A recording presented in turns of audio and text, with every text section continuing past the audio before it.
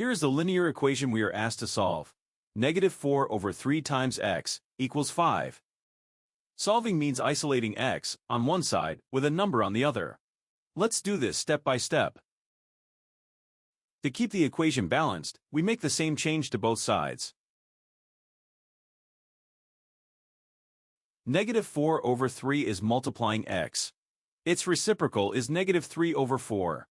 Multiply both sides by -3/4, so the coefficient becomes 1.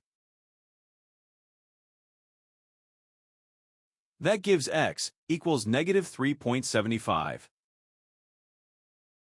Quick check. Substitute -3.75 for x. Both sides equal 5, so the equation balances. So, x equals -3.75.